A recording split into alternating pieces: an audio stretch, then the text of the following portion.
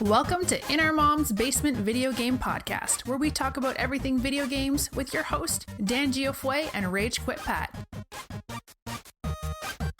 Welcome, ladies and gentlemen, to episode 69 of In Our Mom's Basement Podcast. I am your host, Rage Quit Pat. Of course, my co-host, I am joined by my partner in crime, the lover of all pizza, except for pineapple pizza. That is Dan, the Pizza Man. Dan, how are you, my friend? Fantastic, and absolutely no pineapples here. You know, believe it or not, every time we have a podcast, I always eat pizza that day. I'm realizing this now.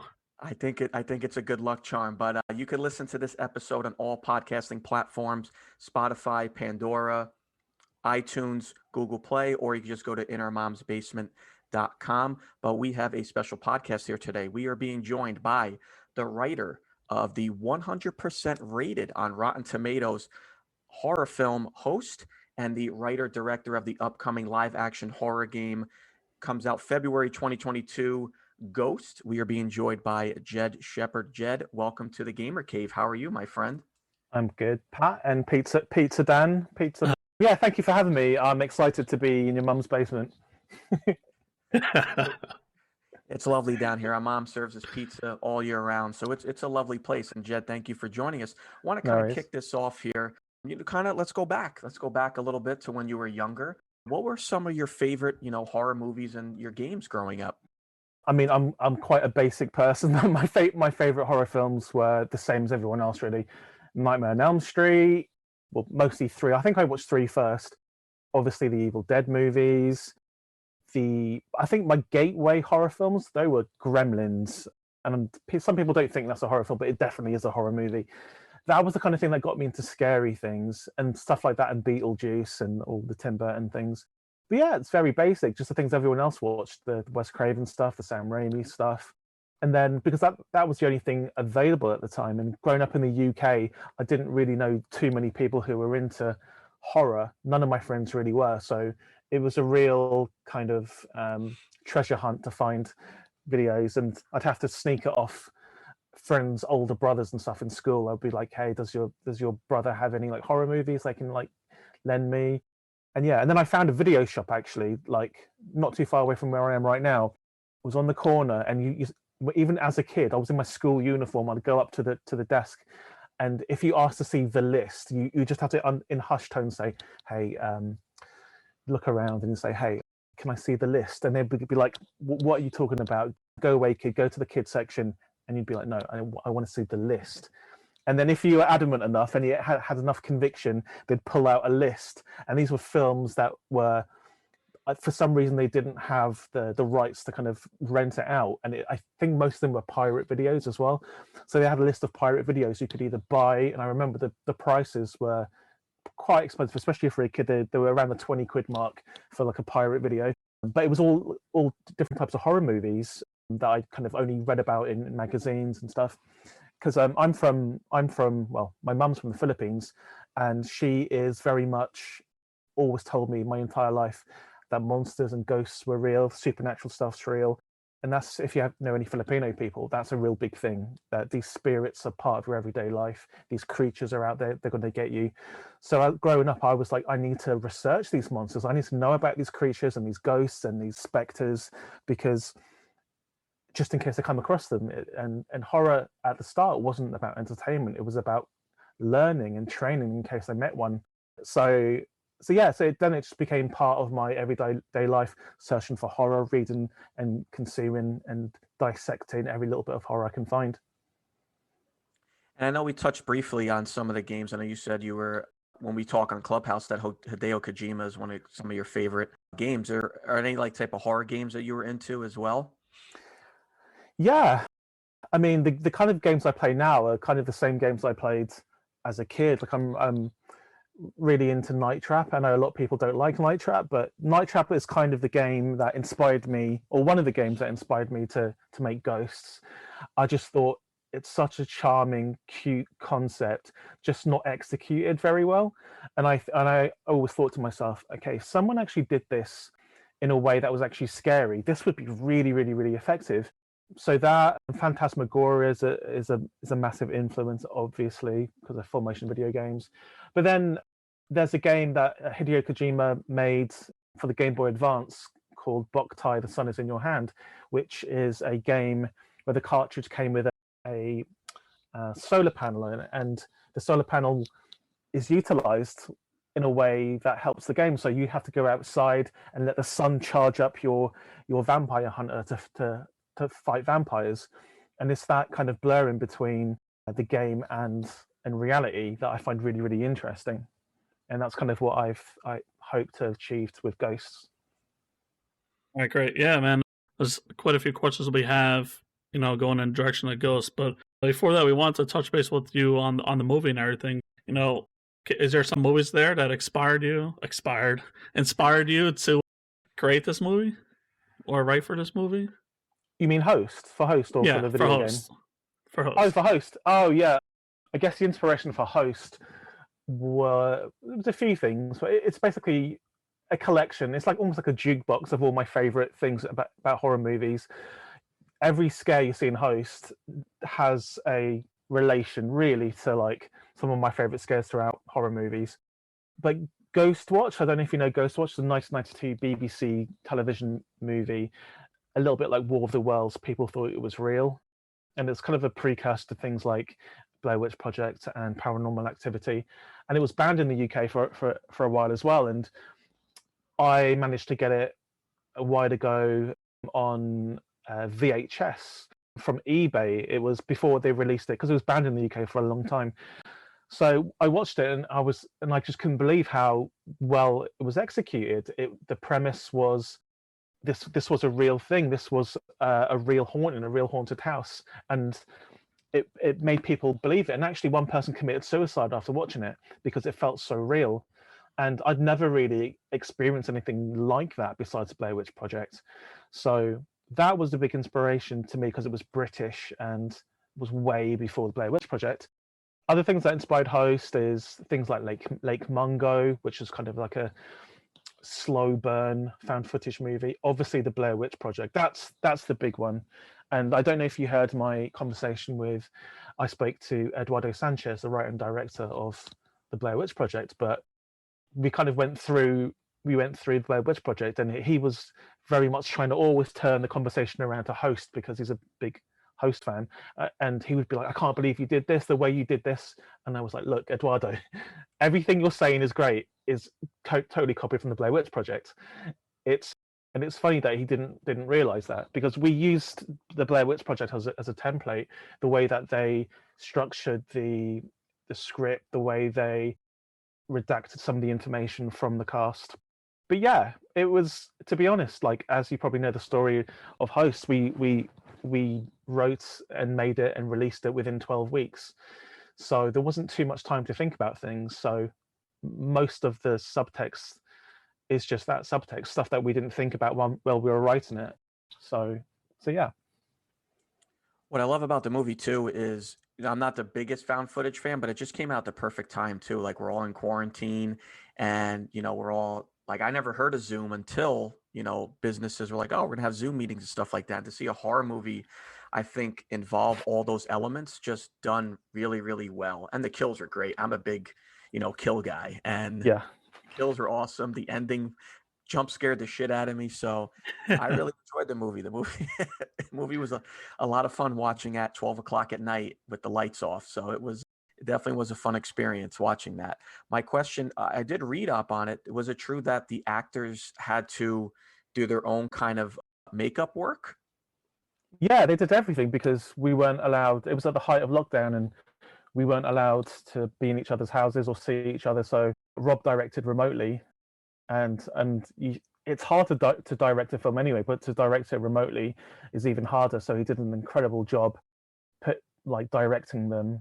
And also, it also meant that they would have to do their own makeup, their own lighting, their own shot composition, almost their own sound. So they got sent sound kits and they mugged themselves up and etc. And there's various different photos you can find online of their actual setup.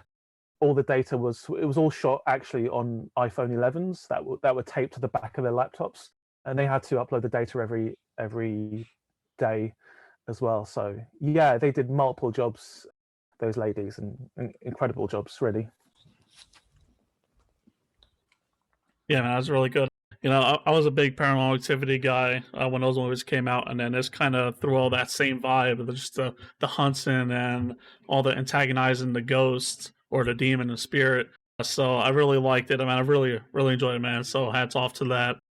I got a question that we're all dying to know. Did you guys actually use the free version of Zoom?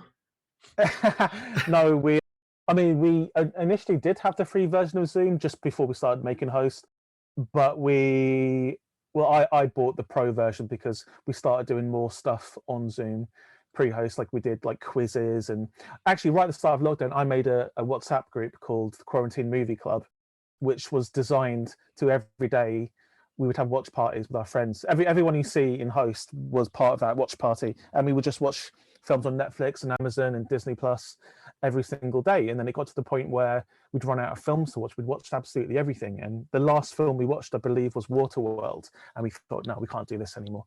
And yeah, and we would do it on Zoom all the time, doing quizzes. And I just thought, we're on Zoom all the time anyway. Let me get the pro version. And yeah, so we did use the pro version. Everyone basically got the pro version, but we didn't actually shoot a single shot on Zoom. It was made to look like Zoom. We got Zoom's permission. We asked them straight up front, can we use Zoom?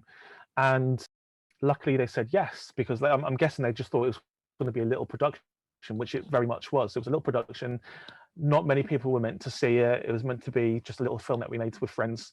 And then, yeah, I really don't know how they feel about it now, but yeah, it's the Zoom movie, so it's really interesting.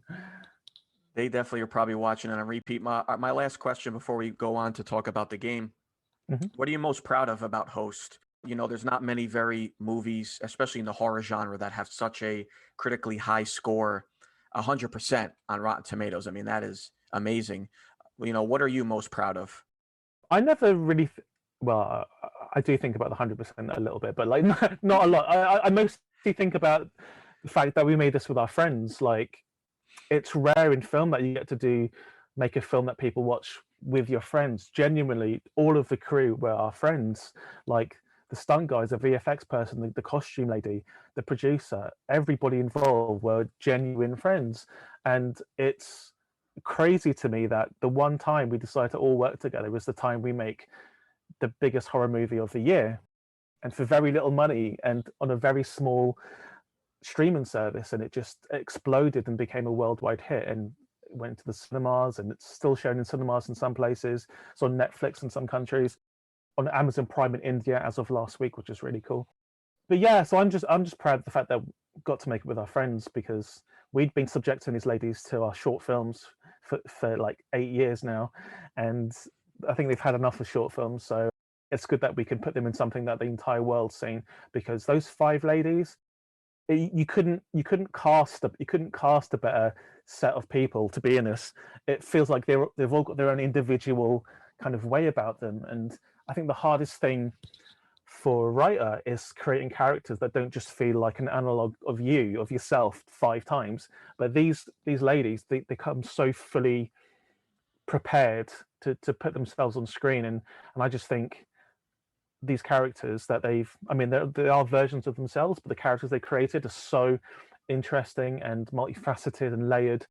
With very little information, you know all about them straight away. So yeah, just props to the ladies, really. I am gonna say I feel bad for Teddy. He was on the screen for like 2 minutes before he got killed. So yeah, poor guy. Teddy's great. Teddy's great. Yeah, and he let us set him on fire as well. So that was nice.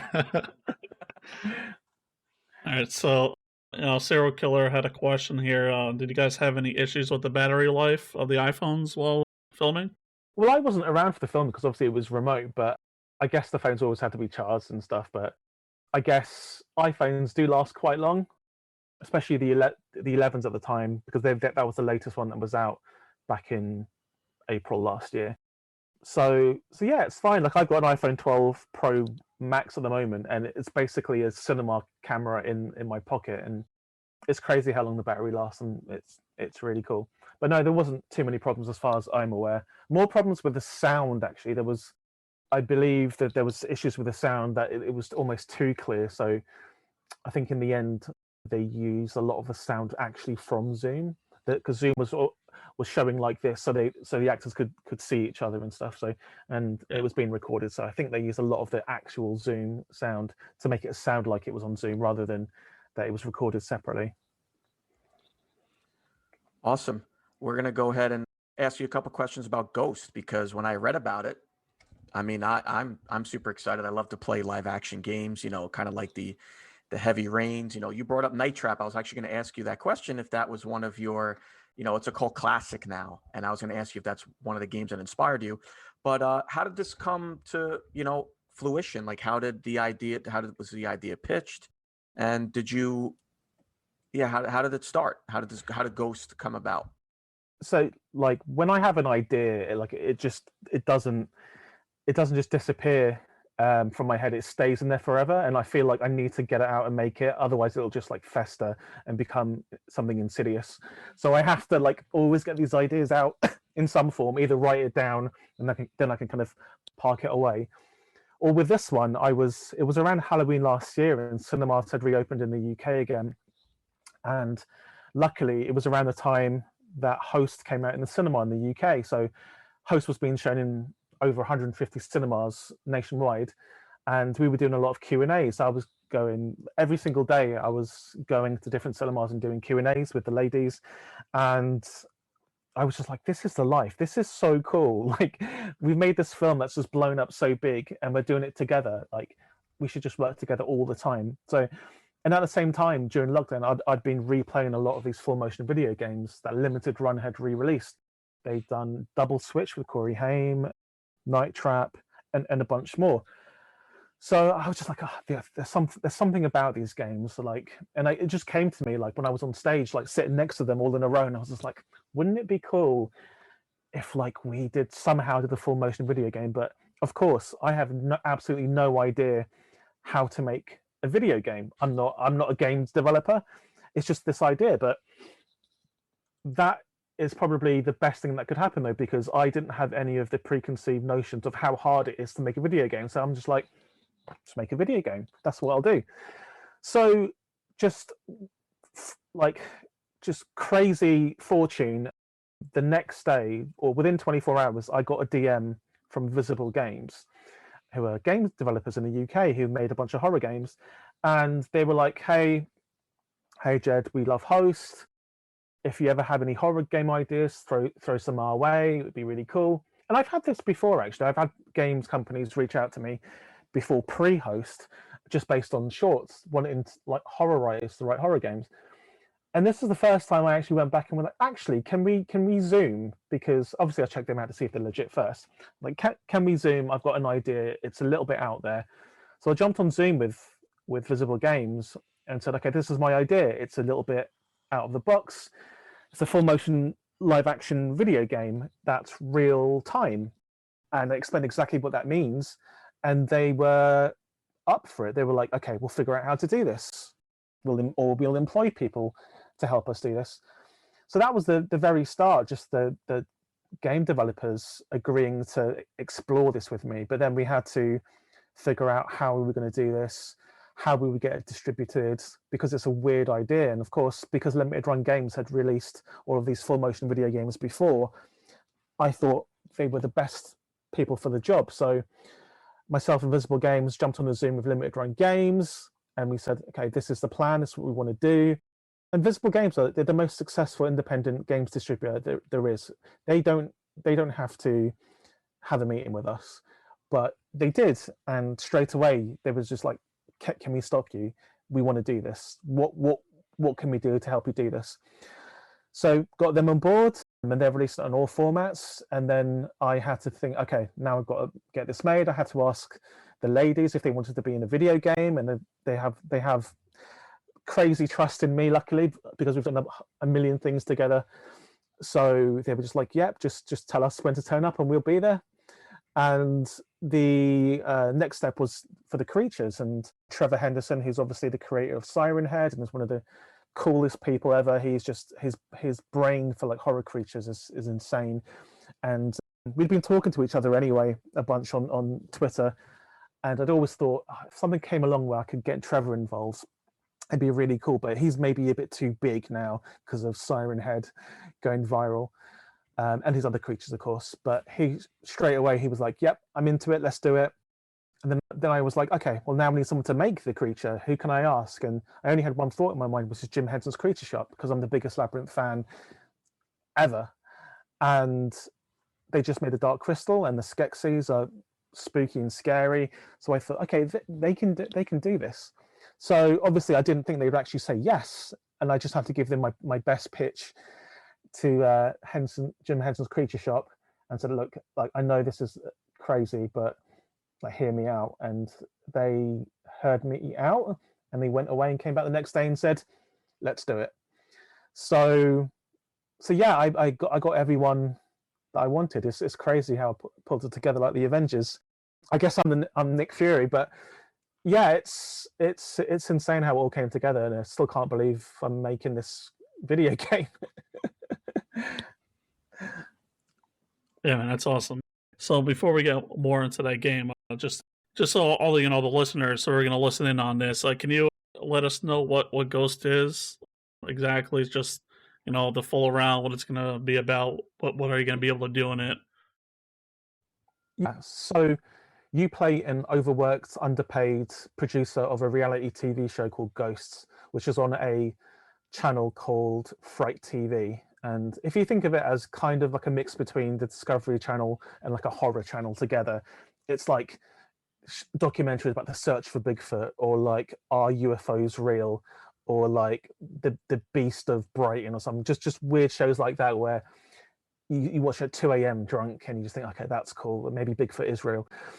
That kind of vibe. That's what the channel is about. And this show that you're producing is the most popular show on the channel. It's called Ghosts. It's been going for many seasons, and on like good channels, but that stars kind of waned a little bit over the years, and somehow this channel has put the money together to get this show Ghosts. So they're pouring everything that they can into it, and they're doing a live show, and this live show is up to you to look after. And what happens on this live show is there's a urban legend of something or someone called the Long Lady, who appears on this street in South London, and every time she appears, somebody dies. So you have these neighbors that are around, who are telling you stories and being interviewed about throughout the decades. This has been going on for years and years and years and years, of this Long Lady who appears, and the rumor is if you look at her face, you die. So there's one particular house on this street that it seems to center around this kind of Long Lady and this evil energy, and multiple people over the years have died in this house as well. So this is the house that the girls from Host are going into to look for supernatural things that live on TV. And you control the TV show, you control the cameras, you can say what room the cameras are in, a little bit like Night Trap, but you also, it's not passive like Night Trap is, it's active. You can actively help them. You can leave the outside broadcast van. You're in an outside broadcast van outside the house. You can leave that outside broadcast van and do other things as well. You have other tasks to do. You have the hosts of the TV show to kind of keep an eye on as well. And I haven't announced who the hosts are, but it's crazy. Wait till you see. And yeah, and you have the Long Lady to look out for. The Long Lady will appear obviously at some point, and if you look at her face, you die. That's the rumor, and that's basically the game. Wonderful. Now, as I mentioned before, I'm a big kill guy. You don't have, you don't have to say, but can we, my first playthrough, maybe I'll have to help the ladies out a little bit, but let's just say I want to kill them all. Can we expect some really good kills in Ghost in the game? I feel like I've been saving up my best kills to put somewhere, and I'm putting it in this game. The set pieces and the kills in this game is crazy. Like, and you may not think, or you may not have had like a scary experience on your console before, but this is going to be so immersive. You're going to feel like you're really there, and you're going to feel like the lives of these ladies are in your hands. In Host, you do feel like a participant on a Zoom call, but it's still quite passive. In this, you feel like your actions can either save them or kill them. So when you see stuff that's happening and it's all going wrong, you will feel guilty because you've let this happen. You were meant to be in charge of this. So it adds another layer. But also you have to keep an eye on your own safety as well. And yeah, crazy things are happening all around you. And yeah.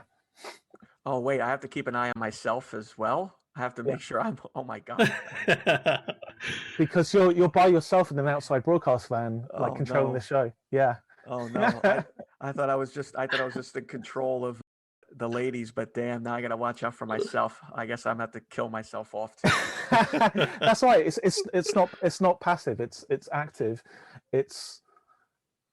I would say it's similar to, I don't know if you had this show on in America. You probably didn't, but there was a show in the UK called Nightmare, and it was a show from the 90s where they sent kids into a dungeon, and some other kids controlled what they saw on screen. They would tell the person in the dungeon what to do, and it's kind of like that. It's just very interactive. It isn't like a normal full motion video game where you feel like you're in a game and that you're just watching clips from a film. This is much more active and interactive than that. And also there were, like I said in the announcement trailer, there's no like words floating in the air or like glowing doors to tell you where to go. It's relatively open world. You can do pretty much anything you want. And you mentioned that it's going to be released on all consoles, so PlayStation 4, Xbox, Switch, PC, across. It's going to be all platforms. All platforms, yeah, and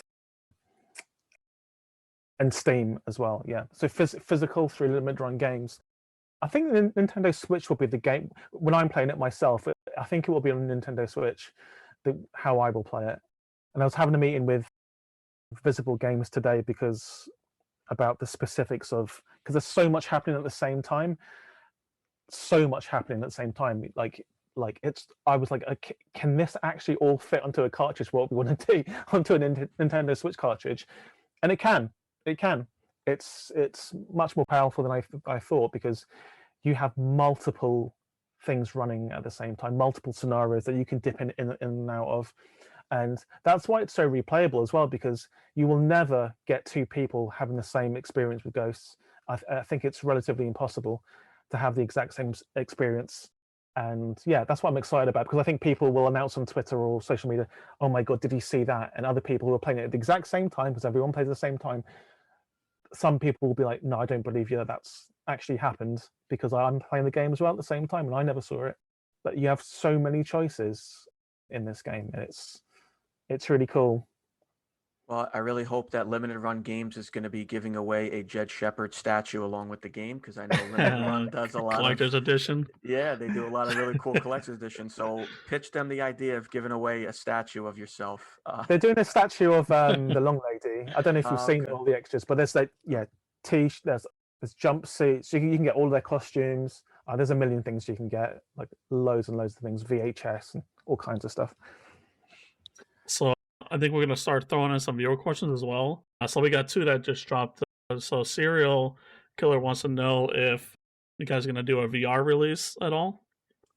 Yeah, a lot of people have asked that. I mean, it would definitely work in VR, but right now I'm not thinking about VR.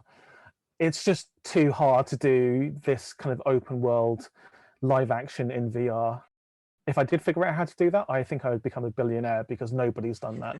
But it will feel very immersive anyway, and maybe somewhere down the line we can do a VR version. I would like to see it, but it's very hard to do the way that we want to do it. But yeah, maybe one day. Yeah, that'd be freaking awesome.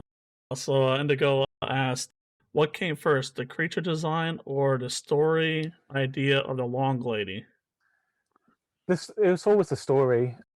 Though I guess I've had the kind of Long Lady idea in my head for a little while. And she's kind of based on a whole bunch of different legends and creatures, mostly from Asian mythology, but also like English folk horror. I'm really big on, and Nigel Neal is one of my kind of inspirations for this as well. How he almost makes England a character where the sins of the past come back to bite you right now. Like if you watch Quatermass, any of the Quatermass TV movies or movies, like you'll see it's kind of man is the reason for their own demise in most of the cases. And then in the 70s he had a TV anthology show called Beasts, which brought horror to primetime TV, and I'm inspired by that because I want to bring horror to a kind of a new audience who may not, or horror gaming at least, to a new audience who may not be into it, because I know a lot of people who haven't been into games for the longest time who have now bought the game, who've pre-ordered the game and will be playing it, and also people who haven't been into horror for a little while have got into Host. Host is kind of that gateway film for them, and hopefully this game will be a gateway game to get people back into gaming, because for all people who want to tell stories, the games industry is much bigger than the film industry. So if you want your story to reach as many people as possible, then you've got to get into gaming, really. So I'm really excited, and I don't know why more people don't write for video games. I think it's really cool, and from now on I'm just going to do that a lot. And I mean, we here at the Gamer Cave can't wait to play it. We love our live action games here. I'm super stoked to kill everybody off, including myself, and hopefully everybody surviving. I have 2 questions for you really quickly. Yeah. Going back to horror really fast, if you could work with any horror director, alive or dead, who would it be? And my second question is, I see we have some horror fam in the house from Clubhouse, and Nice. I'd be remiss if I did not answer this question, but is Zombie Ass Toilet of the Dead your new favorite horror film?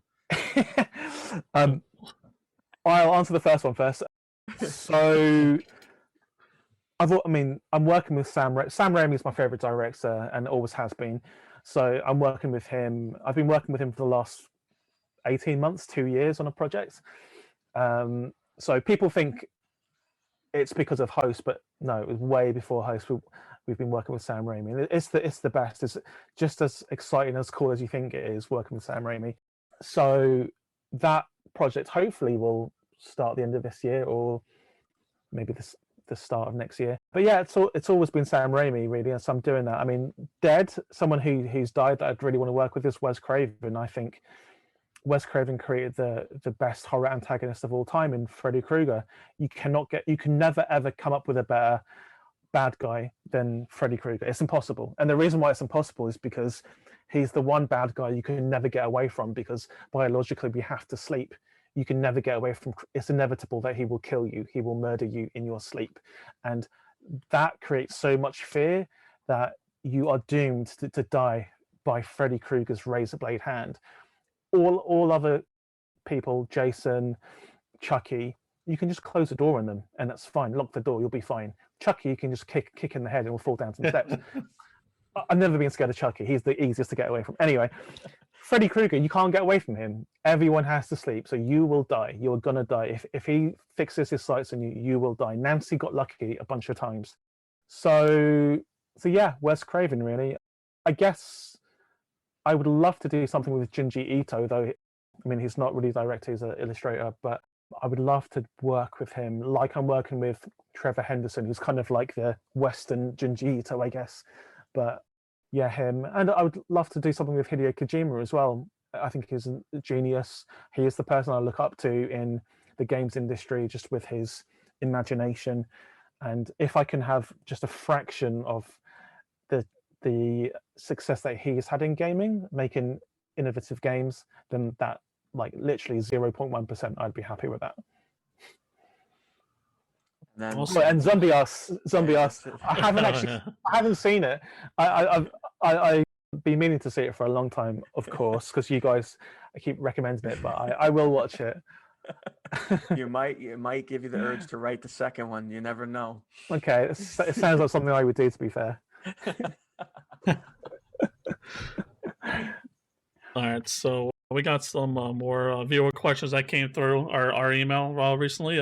So Ashley asked, what were, if any, some of the best blooper moments while creating the game? The game, well, we're still in the process of creating it, so I reckon there'll be loads of blooper moments to come. But to be honest, like, working with these ladies is just an absolute dream. I mean, nothing's really a blooper, because like the way that this game works a bit like Host is that I would more than likely keep in a blooper. I would more than likely keep in something if it felt natural. And I'm not precious about them saying every single word that I've written. I'd rather them say it how it came out of their mouth. So there are no mistakes really, just opportunities to further show authenticity. And like I actually encourage them to try something different and make mistakes, because that's more interesting to me. And that's where you can create something really interesting. All right, and we got a question from Benjamin. He wanted to know, what was the process of developing the mythology lore for the Long Lady with Trevor Henderson like? Good question. So I came up with the entire mythology, and I kind of told it to Trevor Henderson. He's really the only person, even probably over Jim Henson's Creature Shop. Trevor Henderson knows more about the Long Lady than almost everyone. And when you guys find out, when you play the game, you will find out the real story behind the Long Lady. It's going to fuck you up. Sorry, I don't know if I can swear, but yeah, you can swear. Yeah, you can swear. Go ahead. Fucking swear all you want. Because, like, so after Host, I had a ton of meetings with various different studios, and one of the things that always came back is we want the next Freddy Krueger. We want an antagonist that can be iconic and people will talk about. People will, in playgrounds, kids will think it's real. They'll be talking about it. I wanted to create a real urban legend, a brand new urban legend, a bit like Candyman. And it all just came to me almost all at once how I would achieve this. And I think I've done some good steps towards that now. I've leaked some photos of the Long Lady, and me and Trevor Henderson has, and it's created a real buzz around this Long Lady. And up until the game comes out next year, there'll be more stuff coming out about the Long Lady and the mythology behind her to further blur the lines between fact and fiction. And I'm really excited. There's some real cool stuff happening over the coming months to further bulk out that mythology. But to be honest, it's just from years and years of reading about mythological creatures, watching a million horror movies, studying various different cultures. I'm half Filipino, so they have the most crazy creatures and mythology per square mile than any other place on earth, I think. Like, if you just type in Filipino creatures, Filipino monsters, you'll have a billion pages full of all these weird and wonderful creatures. So I took a little bit from that as well. And I'm just so interested in folk horror and the stuff that we tend to forget now because we have technology that kind of makes us forget about all these things that happened hundreds and hundreds of years ago in the UK. So it's just combining a whole lot of different cultures together into one scary package. And Trevor didn't have to kind of be asked twice. He knew exactly what he was doing. And straight away, he sent me a whole bunch of sketches for various different ideas. They're roughly kind of similar looking. But then as soon as I saw her, I knew she was the one. And I was like, oh my God, this is it. This is it. So, but it's just so layered. There's so much about her that's going to blow your mind. And that's the most exciting thing about this game. It's going to be the origin of the Long Lady. And this isn't going to be like the last time you see her. She's going to be everywhere. And yeah, so I'm really excited. But obviously her mythology has to stand up on its own outside of this game as well. And so that's what I'm trying to do. Hey man, I can tell you we're both excited too. Cheers. So Philip sent in a question that says, how do you balance your time on Clubhouse versus writing? Well, I only ever go on Clubhouse 11 p.m. my time, or sometimes 10 p.m. So I've had a full day of working, and also because most of the meetings I have during the day are with LA, it's still like I'm still having meetings up until about 11 p.m. at night. I mean, it's 2 a.m. right now as we're talking. So this is kind of the time I'm fully awake and usually on Clubhouse. I wouldn't go on during the day really because that's too distracting. But yeah, by the time I go in the nighttime, it's kind of like the afternoon for LA people. So yeah, And I love Clubhouse as well, and I've met lots of cool people on there, and yeah. Clubhouse is not distracting. What do you mean? I don't listen during work hours and ignore everything else. Clubhouse is just brilliant. Obviously, like it's been the best place to kind of, for horror fans, to kind of like hang out and meet, and you get to talk to people from horror movies that you've always loved, and like they just appear in Clubhouse and you get to talk to them. And that's kind of what I wanted to do with when I first joined at the start of February, which isn't long ago. There wasn't a horror club, and I just couldn't believe it. I was like, why has nobody made a horror club? And it was really hard to go and find horror rooms. It was just almost impossible.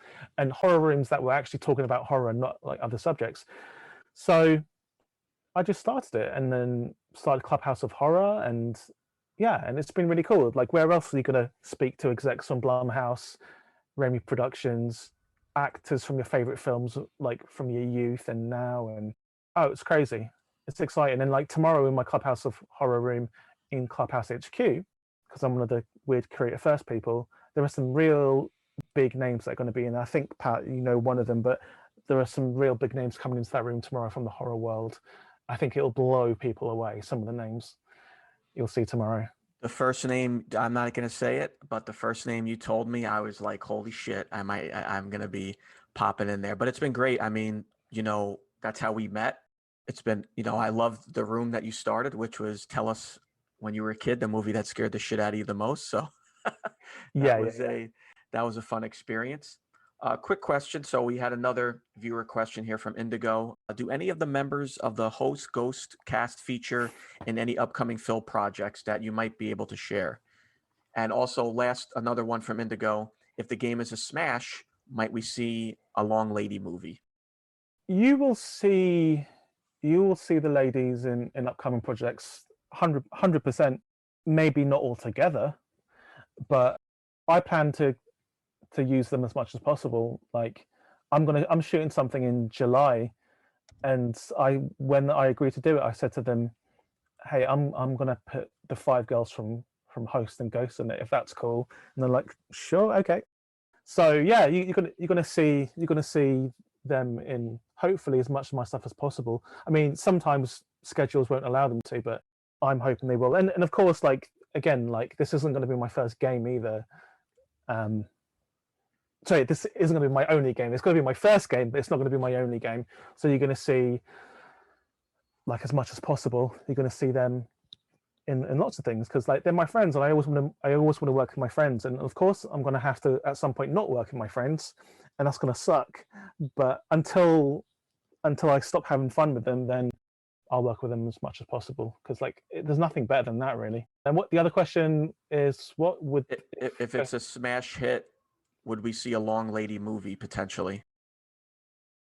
I'm trying to figure out what I can say here. I think if people want that, I think it's very possible that will happen. Yeah, it wouldn't be a difficult thing to do.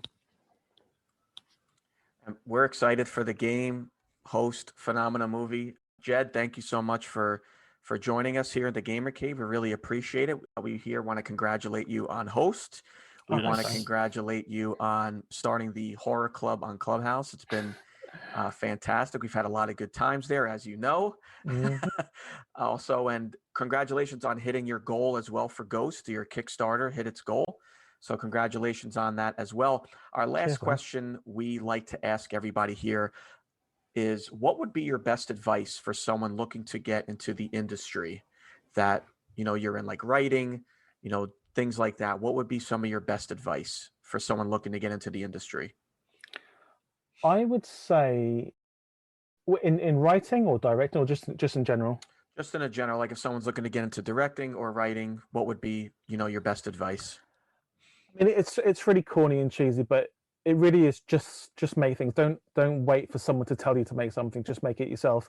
And like I always say, you can make a film on your phone. We made Host on iPhones, currently higher than Citizen Kane on Rotten Tomatoes. So you can make a movie with your phone for very, very cheap. It's $15 to get the software for your phone that will let you open up the options a little bit and let you film stuff even better. And that's called Filmic Pro. Filmic Pro on the Apple Store, and that will open up the settings on your phone. You can make a film quite easily. You can edit on your phone if you want to. There are no more real excuses anymore, and the biggest obstacle is yourself. And if you can get over that, then you can get stuff done. And I would say that my journey to being in the film industry, and I still don't really count myself as in the film industry. I know I've got like a whole bunch of things going on, but I just consider myself a horror fan that gets to make stuff.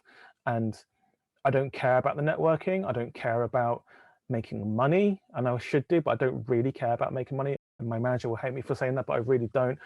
I just care about making cool stuff with my friends, horror movies I will want to watch myself. And that's it. Just make stuff that you want to watch yourself. And even if nobody else wants to watch it, then at least you have a new movie to watch as well, one that you've made yourself. So yeah, and also like just don't be a dick. That's the biggest one I always say. Just don't be a dick, because be nice to everybody, and I promise you it will come back on you 100-fold, like further down the line.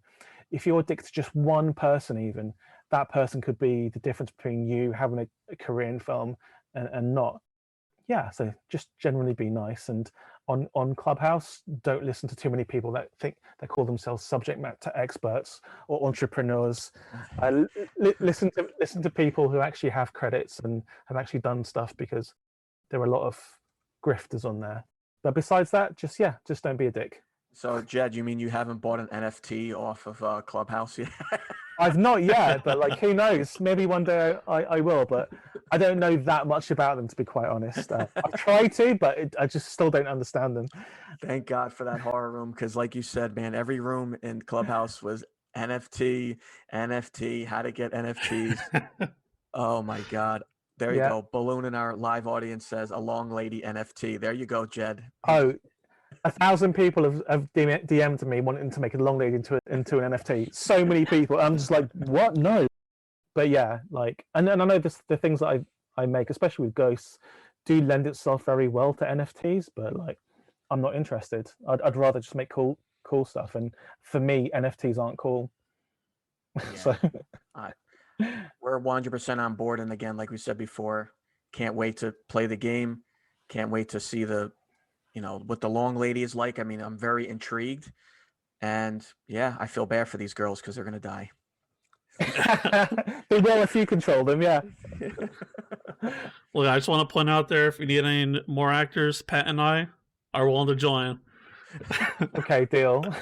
You could kill me off. It's completely fine. I'll take 2 minutes and just get my throat slit or something like that. Okay, cool.